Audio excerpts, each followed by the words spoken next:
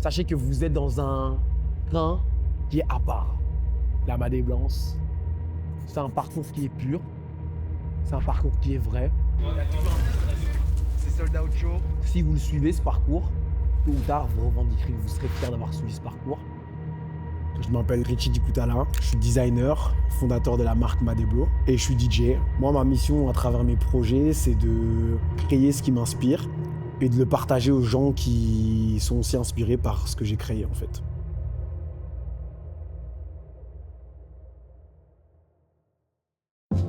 Tu veux la version courte ou longue? Ah.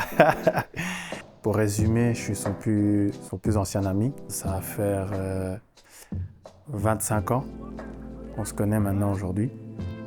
On va dire que je suis un peu sa mémoire vivante, si on peut dire ça comme ça. Diké, c'est une aura, c'est un charisme naturel. Pour rectifier, en fait, moi j'étais en première et lui il était en troisième maternelle. Et je l'ai connu parce qu'en fait, il y a un système qui est mis en place à Saint-Servais bénédictine, où les premières, pour accueillir les troisièmes maternelles, sont les parrains en fait, de ceux qui sont en maternelle pour leur permettre justement de découvrir c'est quoi le monde des grands, entre guillemets. C'est là que j'ai vu Dikes pour la première fois. C'est quelqu'un de leader. Tout le monde le suit et tout le monde l'écoute assez naturellement parlant. Il prend beaucoup de la place. C'est une personnalité qui prend de la place au sein de ses compères. Il déteste la justice. Il a beaucoup de problèmes avec les profs. Il n'a pas sa langue dans sa poche, quoi. Il est susceptible de dire vraiment tout ce que les gens pensent tout bas. Et ça, depuis la primaire, il a toujours été comme ça. La première chose visuelle que j'ai voulu avoir à moi, c'était ma propre bande dessinée que je vends à l'école à 10 balles. J'en ai vendu au moins une quinzaine, une vingtaine. Je me souviens, j'avais ma prof de religion qui aimait bien ce que je faisais. Je l'ai dessiné sur des feuilles A4. Et elle me les réimprimait sur des feuilles vierges. Et moi, après, je les agrafais. Et j'allais dans ma classe leur dire « Ouais, regardez, ma BD, tout nana, celui qui veut la lire et tout. » Et je les vendais. Il a commencé à vendre ses bandes dessinées à partir de la deuxième secondaire. C'est à partir de là qu'il a commencé à se débrouiller, à acheter ce qu'il voulait, etc. Donc, en deuxième secondaire, je pense pas qu'on pense à faire ce genre de choses-là. Donc, son rapport au dessin a été une grande révélation, je pense, pour lui, en fait.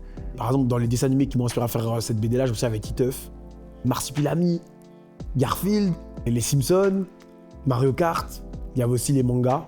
J'ai toujours été quelqu'un de très sensible à ce que je voyais à la télé, c'est-à-dire que si par exemple je veux voir un film qui m'inspirait ou un dessin animé, j'allais commencer déjà à réfléchir à comment est-ce que ça s'est fait. Ça veut dire que quand je voyais Bob l'éponge ou je voyais Timmy Turner, peu importe, ça pouvait même être un jeu vidéo en fait. Je peux même voir mon frère jouer à Ratchet et Clank. Tout ce qui était dessin et tout ça, ça m'inspirait de ouf. Et en fait, à chaque fois que j'avais une feuille devant moi ou un crayon, j'essayais de le reproduire. Et aussi, bien évidemment, en fait, mon grand frère aîné, c'était déjà un artiste à la base. Lui, il a 4 ans de plus que moi et je le voyais déjà trop gratter la feuille, tu vois. Et quand il dessinait, ça me donnait encore plus envie de dessiner. Quand t'es petit, c'est pas toi qui organise trop ton temps, tu vois. À chaque fois qu'on prenait mon temps, je me sentais libre en dessinant, en fait.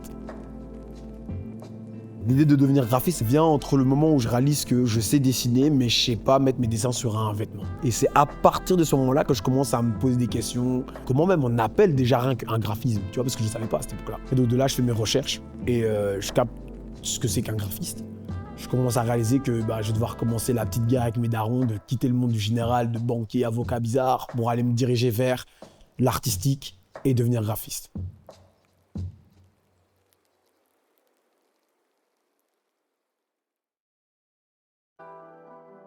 J'ai pas d'argent, pas de salaire.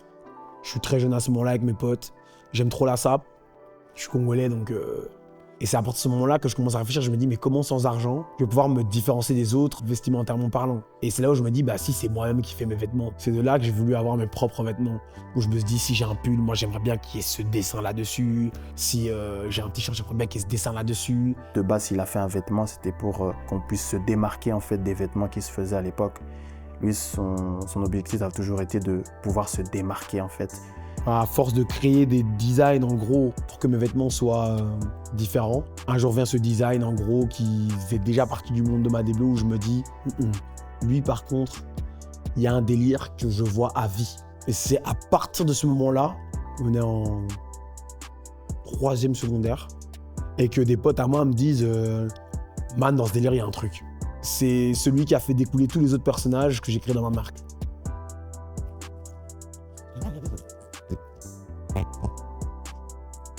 C'est lui. Vraiment le tout premier personnage de la marque. Et en fait, je crée lui. Et à partir de lui, je crée le logo principal de la marque. Lui, là, je lui ai donné un nom. Il fait partie de ce monde. Il peut pas vivre tout seul, en fait. Il lui faut des frères. Et de là, je crée ses frères. Et donc, je crée Tokomi, qui est le deuxième. Topoli, qui est le troisième. Et Mouibi, qui est le quatrième. Ça vient évidemment de mes origines. Ça vient de mes origines congolaises. C'est du Lingala. Tous ces mots-là, les Congolais savent très bien ce que ça veut dire. Chaque nom, entre guillemets, chaque personnage voulait y représenter un mood vestimentaire à travers, en fait. C'est généralement, voilà, Tokomi, c'est les gens du black. Mouibi, c'est les gens du vintage, du pâle. Topoli, c'est les gens du mauve, du rouge, des couleurs un peu flashy qui ont beaucoup de peps.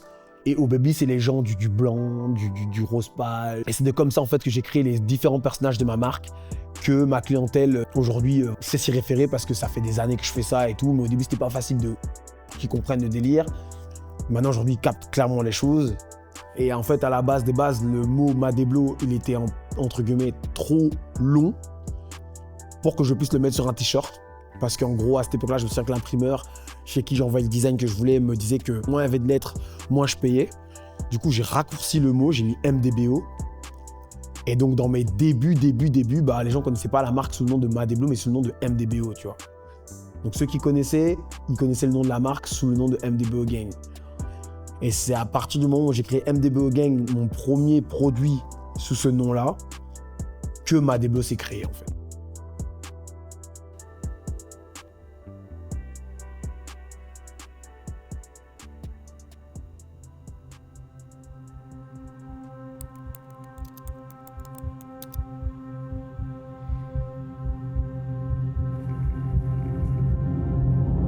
Dans mes tout débuts, donc lorsque j'ai créé mes premiers logos, j'étais dans un truc où je me disais, je calculais pas trop la qualité du textile, je cherchais juste un t-shirt sur lequel il fallait que j'imprime mon truc. Donc je faisais de l'achat-revente. Achat-revente, 5, 6, 7, 8, 9, 10, 15, 20. C'est quand j'ai commencé à arriver vers les 30, 40, déjà très tôt en secondaire, que là, j'ai commencé à me dire, j'en ai vendu 40. Mais ça fait 40 fois que j'achète un t-shirt, je vais l'imprimer, je le vends. J'ai créé ma petite équipe quand j'étais en secondaire. Et de là, on a commencé à se dire, en vrai de vrai, il serait peut-être temps d'investir des stocks de t-shirts avec des grandes quantités. Les grandes quantités, à cette époque-là, c'était 50. De là, on a cotisé ensemble. Et on a acheté mon premier stock qui s'est vendu. On a répété ça, je pense, 4-5 fois. Et de là, moi, je remarquais que mes exigences que j'avais à ce moment-là, quand on était toute cette petite équipe-là en secondaire, elles étaient déjà trop loin pour mon équipe. Eux, ils étaient en mode, on est en secondaire, c'est des petits projets qui fonctionnent bien, mais frérot, restons quand même dans notre sphère d'études. Toi, t'es trop dans le délire de limite. On dirait que tu as vu de ça demain, tu vois. Là, je me suis dit, frérot, en fait, de toute façon, tout sort de ma tête. Celui qui veut suivre, il suit. Il y en a un seul qui m'a suivi. Ce gars qui m'a suivi, qui est un de mes purs refs, il s'appelle Samy d'ailleurs. On s'est posé sur une table à un moment donné, on s'est dit, bon, écoute, là, les ambitions, elles commencent à devenir trop grandes. Qu'est-ce que tu veux faire? En gros, c'est la question que lui m'a posée, tu vois. Et moi, je lui ai dit, moi, je suis arrivé à un niveau où je veux avoir mon propre textile, mon propre packaging, ma propre étiquette, et mes designs, je les ai déjà. Donc là, ce que je veux vraiment, c'est, gros, je veux trouver mon propre textile, mon goddamn... En fait, je veux mon goddamn produit. Il nous faut quoi? Il nous faut des tales, frangin. Combien? Je sais pas, frangin. Comment on va faire? Je sais pas. En gros, toutes ces questions ont commencé à atterrir sur la feuille. Et de là, on a fait nos recherches. Trouver des fournisseurs. Quand on a trouvé nos premiers fournisseurs, on a eu les premiers prix. Quand on a eu les premiers prix, c'est là on s'est dit, tu sais quoi, en vrai, frérot? Viens, on va bosser. On finit nos études, c'est-à-dire les secondaires. On trouve un taf. On économise 10 000 chacun. Et on lance cette goddamn boîte, tu vois. Et 2 ans plus tard, on avait l'argent. On pouvait aller chercher ces fameux fournisseurs dont je te parlais. Chercher ce gars qui allait faire mon packaging pour mettre mes produits dedans. À partir du moment où on a trouvé ça, il suffisait que d'aller trouver les gens, mettre nos exigences sur la table et payer. On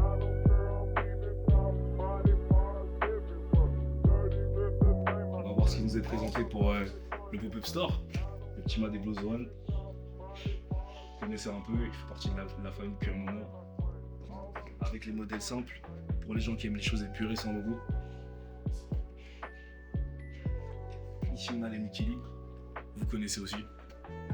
Toujours avec l'aspect pêche, framboise, le petit logo en arrière-plan. Ce qui est assez spécial avec ces logos-là, c'est qu'on voit le logo ici et qu'on voit le logo là. Donc dans la rue, on peut pas te rater si tu portes ça, tu vois ce que je veux dire? Un ton un peu rose avec une polo blanche, le modèle black. Pour ceux qui aiment ce qui est efficace et simple. Ils ont tous débarqué en mode Blows One. T'as capté le délire?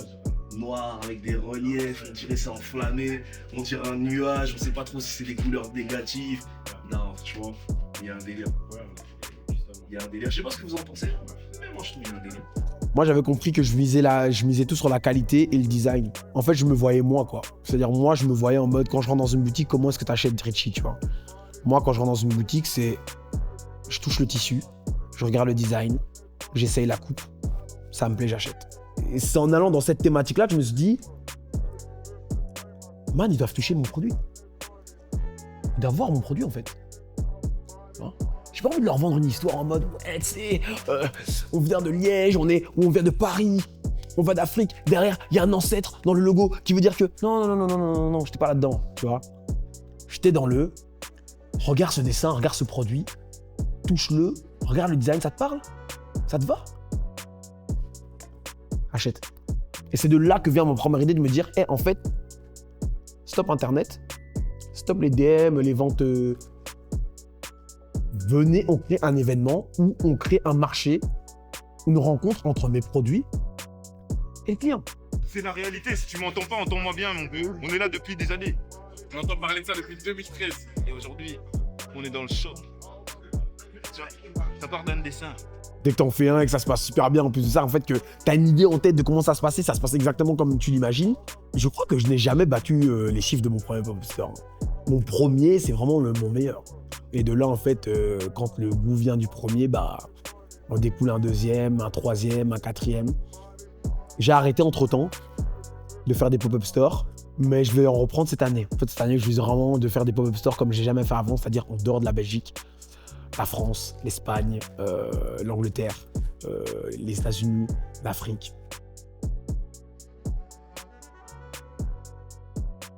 Quel est le problème? Bah en fait, le problème, c'est que là, j'ai 2 comptoirs, tu vois. Et si tu regardes les 2 comptoirs, il y en a quand même, c'est quand même 2 très beaux comptoirs. Tu vois ce que je veux dire? Celui-là, là, il est beau, je trouve. Il est en bois. En plus, t'as un LED ici, tu vois. Il y a une lumière là, tout ici. Donc c'est super beau, tu vois. Sauf que l'ouverture, elle est là.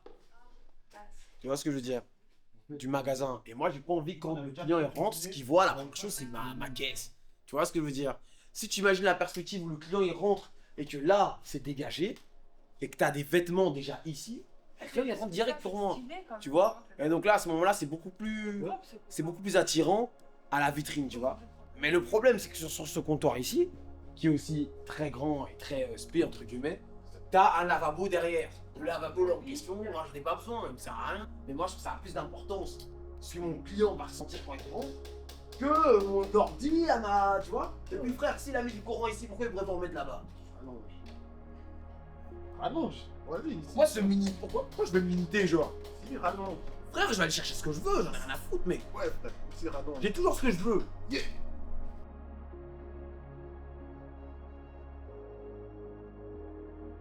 Et vas-y, tout le monde est là en mode, ouais, mais comment tu vois du blanc cassé, du crème, et tu sais, les frères, si la pièce elle est juste unie beige, ce que moi je vais faire dedans, les murs sont finis.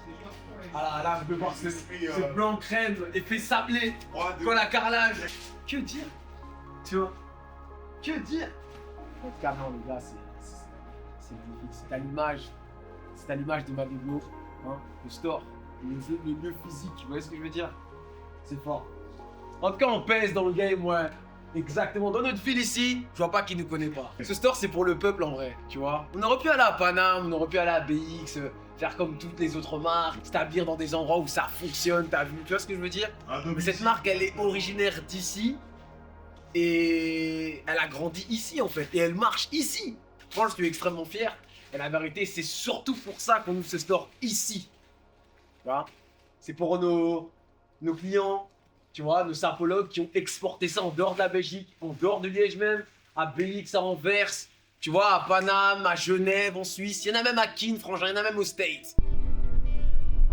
Premier Madeblo Store, les gars. Le premier, pas le dernier. J'en suis tellement fier. C'était un rêve carrément. Super fier de voir l'aboutissement. La boutique, c'est quelque chose. C'est bien fait, c'est beau. Eh ben là, on est devant quelque chose de grand. C'est une grande fierté, franchement. En tant que témoin de la marque depuis une décennie quasiment. On n'est plus sur les réseaux sociaux. Tu vois ce que je veux dire? Là, c'est du réel. On appelle dans l'organique le réel, tu vois? Donc dans l'expérience réelle, tu vois? Exactement. Je sais que nous sommes au Madeblo Store aujourd'hui. C'est une journée incroyable parce que c'est le premier jour du store. C'est historique. La ville s'en souviendra. Et je suis en présence de Lord et de Félix ici présent. C'est chaleureux dans mon cœur. C'est énormément de fierté, énormément de love. J'espère que...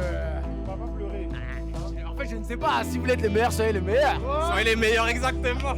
Nous, on est là comme on est. On est là comme on est. Là comme on est. Pour le coup, le local que j'avais trouvé m'a inspiré de ouf.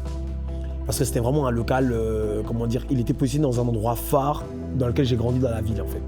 Galerie Opéra, c'était le prime quand j'étais petit. J'en avais rien à cirer que ce soit pas le prime quand je prenne mon local. Parce que mon but justement, c'était de faire de cet endroit-là un endroit qui shine en fait. J'avais pas peur d'aller là où c'est sombre et de mettre ma propre lumière. Je suis officiellement le caissier de Madeblo. Dédicace à Franck Caissier l'Ivoirien. Vraiment fier de Richie.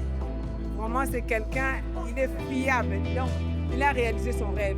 Il a commencé ça depuis tout petit. Le manga, tous les dessins. Alors, pour finir à ça, eh ben, il est champion. Que Dieu te ramène plus loin encore possible. Je t'aime beaucoup, je t'embrasse très fort. Ça, c'est ta maman qui parle. Allez, bisous. En fait, avoir mon premier magasin, c'était un rêve dans le sens là où c'était avoir mon premier magasin dans ma ville. Que ça, c'était vraiment un rêve. Avoir mon premier magasin, ça a toujours été un objectif de la marque. Parce que nous, justement, notre stratégie, ça a toujours été, comme j'ai dit, de ramener le client devant le produit. On n'a pas besoin de plus. Il faut beaucoup forcer pour avoir les Belges dans ton train. D'où la difficulté d'avoir un store dans ma ville natale. J'ai démarré mes histoires à Liège parce que je suis né ici. Pour moi, c'est logique, c'est évident. La base, elle vient d'ici, elle est née ici. C'est comme ça que l'histoire, elle sera vraiment pure. C'est comme ça que l'histoire, elle sera vraiment riche. C'est en démarrant là où je suis né. Tu vois, là où la marque est née. Ma marque, c'est toute ma vie que je vais la faire. Donc, donner 5 ans de ma vie ici, c'était pas un problème. Concentré, hein. Il faut. Ça, grosse tu te loupes.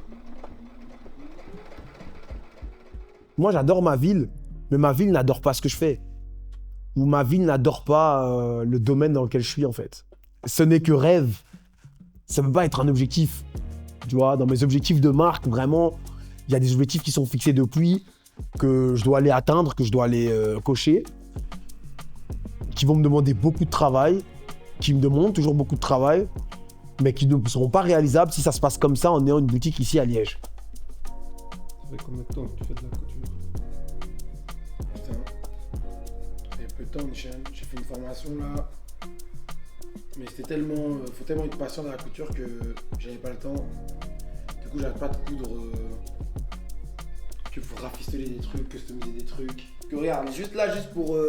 Tu vois, tout ce que je dois faire. Après, des couturiers qui verront ça, ils me disent: ouais, mais toi, si t'es déjà fatigué pour ça, t'es mort, bien sûr. Mais quand même, frère. En fait, il y a trop de préparation avant même de coudre. Et tu le fais par dépit ou tu le fais parce que t'aimes bien ça? Non, j'aime bien, mais je suis impatient en fait. Du coup.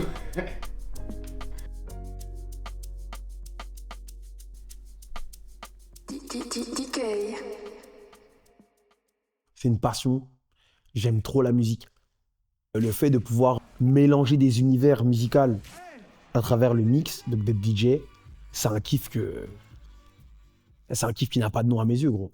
En fait, moi, déjà de base, très jeune, j'ai toujours été un très bon vivant, très bon fêtard avec mes potes. Je déteste les clubs. Moi, ce que j'aime, c'est la musique. Et en fait, à chaque fois qu'il y avait des événements en soirée ou house party, j'avais toujours toujours un œil, une oreille sur la musique. Et mes gars aussi d'ailleurs, parce que mes gars sont des très très grands passionnés de musique. Et il faut savoir qu'avant de me mettre au DJ, moi et Atlanta, bah, on faisait de la prod à l'ancienne en fait. On était beatmaker à nos 15 ans, on a fait ça pendant 2 ans. À geeker la prod tous les jours. Je travaillais chez JD Sport à l'ancienne. Et quand je travaillais chez JD Sport, il y avait mon gars Rendez-vous. Lui, il mettait les sons en fait dans les baffes en fait. C'est lui qui mettait les playlists dans les baffes du magasin. Et à chaque fois qu'un son me plaisait, je lui demandais en gros de me noter le titre sur un papier. Et un jour, je sors du taf, il sort aussi, et il me dit « Ouais frérot, tu fais quoi? J'aimerais bien te parler et tout. » On se connaissait pas encore très bien à ce moment-là. On sort du taf et on va se poser genre vers Saint-Léonard et tout. Et ce jour-là, on parle et tout, et il me dit « Qu'est-ce que tu fais? Nana, j'ai vu que sur ton bras que t'avais un fameux tatouage, donc ce tatouage-là. » Et il me dit en gros, j'ai vu aussi que t'avais un t-shirt qui était en lien avec ça, frère, j'ai trop kiffé ton t-shirt et tout. Et moi en même temps, je lui dis « Ouais frérot, toi dans le magasin, tu mets tout le temps des sons incroyables. Je trouve que tu devrais faire un truc par rapport à la musique, tu devrais faire DJ. » De là, mon gars Rendez-vous s'intéresse au mix. Il n'est pas trop électronique à ce moment-là, donc il fait appel à moi et Atlanta pour pouvoir en gros l'aider à configurer un peu son ordi par rapport à sa table et lui expliquer un peu comment il pourrait générer les choses vu que nous, on avait plus facile et on fait de la prod. De là, on va chez moi et c'est en configurant la table de Joy et son logiciel que moi et Atlanta, on a nos yeux sur notre première table de mix en fait. Donc de là, on est en train de voir le truc, on prend goût à la chose. On configure la chose ensemble, etc., etc. Rendez-vous, il rentre avec son matériel chez lui. Il commence à travailler de son côté. Atlanta et moi, on a une dalle qui est trop forte aussi à ce moment-là. Atlanta achète sa table, j'achète ma table de mon côté. On commence à geeker chez nous comme des porcs. Pendant genre au moins 1 an ou 2 ans. On commence à se dire, hey, gros, viens, on commence à mixer à nos propres soirées et tout. Cette époque-là, je me souviens un peu à son âme, mais Virgil Abloh était grave dedans. Je me souviens, il faisait un warm-up à un concert comme ça de Travis Scott. Et la vidéo m'avait matrixé. Le mec, il arrive avec son pull, designer de sa propre marque, bam, il arrive sur scène, il mixe. Et je me dis, c'est ça. C'est celle-là. C'est là que je me vois en fait. Ça m'inspire, ça me parle. Et de là, je me dis, bah moi aussi pareil. Je me retrouvais avec ma propre marque derrière une table et je commençais à mixer mes dièses. Et c'est de là que ça a commencé, que j'ai commencé vraiment à mixer. Et puis, bah, vu que je faisais beaucoup de house party avec mes gars, bah, j'ai commencé à m'exercer là-bas, en fait. Donc, à commencer à mixer mes premières transitions devant mes potes, c'était un peu la honte, mais c'est là-bas qu'on a tout appris. Hein. Et puis de là, bah, on a commencé le mix, on a créé notre premier groupe qui s'appelait Don't Be Late, dans lequel il y avait moi, ATL, MSTK, donc Atlanta Mastaki, Rendez-vous.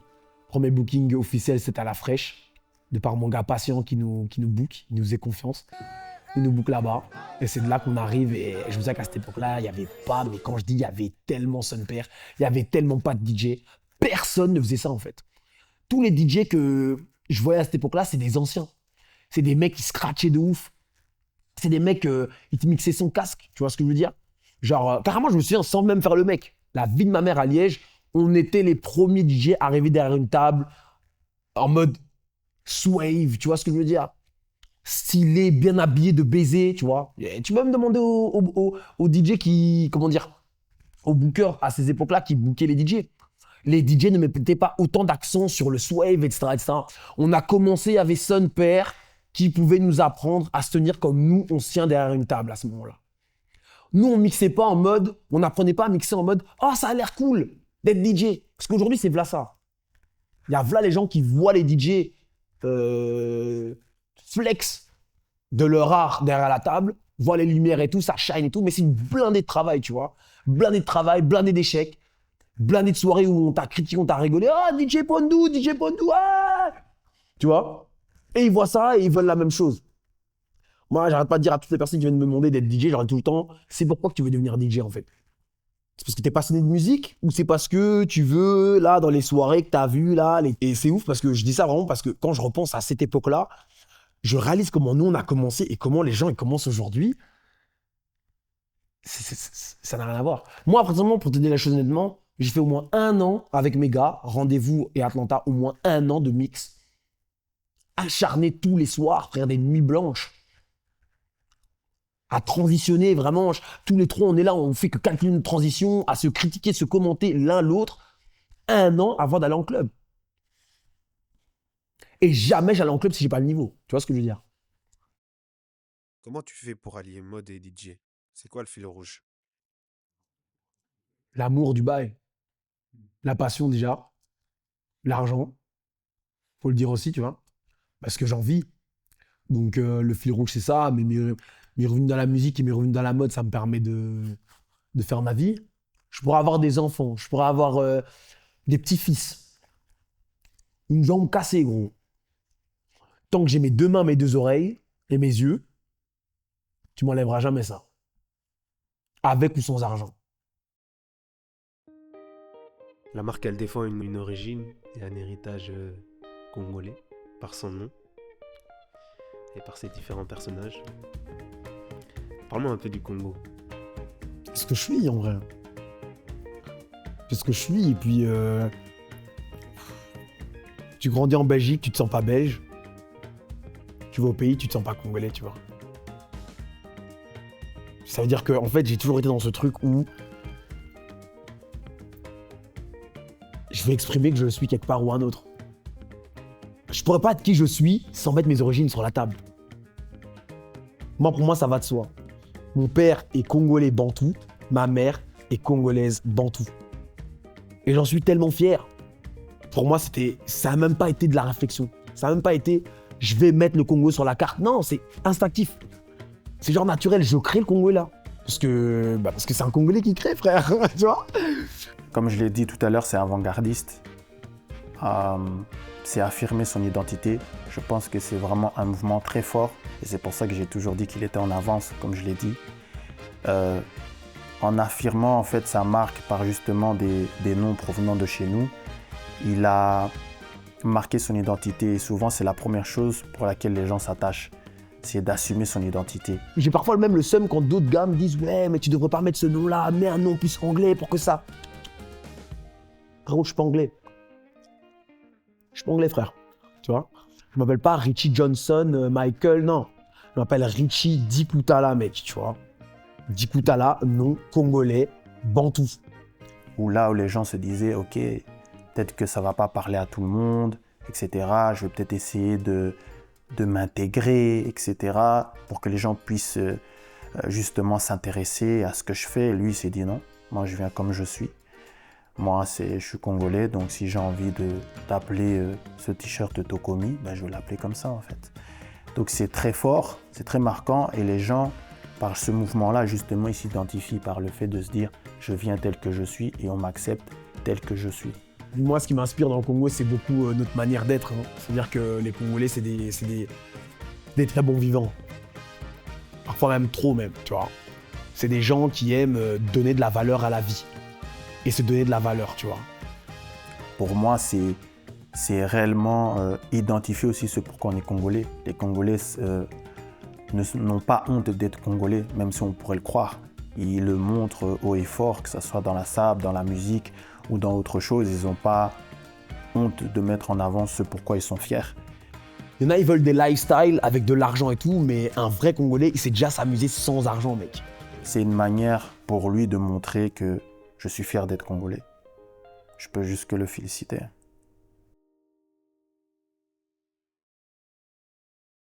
C'est un sujet que carrément j'en parle jamais sur les réseaux. Je déteste ça parce qu'en fait j'ai l'impression qu'en parler, c'est juste me donner bonne conscience, mais je change rien du tout. J'aime bien agir quand ça a un impact. C'est pour ça que le regard que j'ai là-dessus, il est juste, ça fait depuis que je suis né, la situation n'a jamais changé.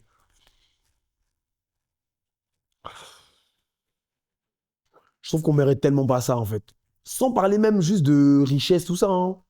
Juste de comment rien que mon peuple au pays, comment on les considère par les gouvernements qui gèrent ce pays, tu vois. Parce que moi, c'est pour ça que je déteste en parler, c'est parce que quand je vais voir mes refs là-bas, ils vont me dire « Ouais, mais frérot, toi, tu vis pas la même vie que nous, t'es là-bas en Belgique et tout. » Et c'est réel, tu vois. Je suis pas légitime de commencer à dire ici « Ouais, que je vis ce qu'ils vivent. » Tu vois. Juste quand je vais aller, quand ma mère va y aller, quand ma famille là-bas va me dire ce qui se passe, etc., que là, je vais me sentir vraiment touché par le truc. Mais moi, je suis ici, frère. Il y a des CPS, il y a des chômages. Je vis pas la même life. Tu vois ce que je veux dire? Mais c'est mon sang. J'ai ce truc de me dire parfois, J'ai la haine parce que le pays dans lequel je suis, c'est un pays qui a colonisé le pays dans lequel ma mère a grandi, qui est mon pays d'origine. Et là-bas, jusqu'à aujourd'hui, les gens ne sont pas considérés. C'est-à-dire, on n'a pas pitié des gens, en fait. L'œil que le gouvernement met sur le peuple congolais, les atrocités qu'ils vivent, la vie de tous les jours qu'ils peuvent avoir, un citoyen normal, hein, et la société dans laquelle ils vivent, en fait, tu vois. Que ce soit des égouts par-ci, par-là, que ce soit des canalisations qui... Voilà. Que ce soit même des routes qui sont pas faites. Que ce soit après d'autres débats que je déteste parler, des femmes qui se font violer, des gens qui se font tuer, etc., etc. Qu'il y en a par milliers, millions, genre, tu vois. Alors, qu'est-ce que tu veux que je te dise à part le fait que ça me... Tu vois, ça me tabasse, tu vois. Et je pense qu'il y a beaucoup de Z ici qui sont dans la même situation que moi, tu vois. Qui se sentent tellement impuissants du bail que... À part représenter qui on est... Dernière question. Si tu devais laisser un message à ceux qui suivent ton parcours, ce serait quel?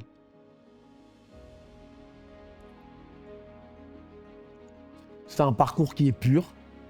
C'est un parcours qui est vrai. Si vous le suivez, ce parcours, le message que j'ai à vous donner, c'est ne lâchez pas le train. Parce que tôt ou tard, vous revendiquerez que vous serez fiers d'avoir suivi ce parcours.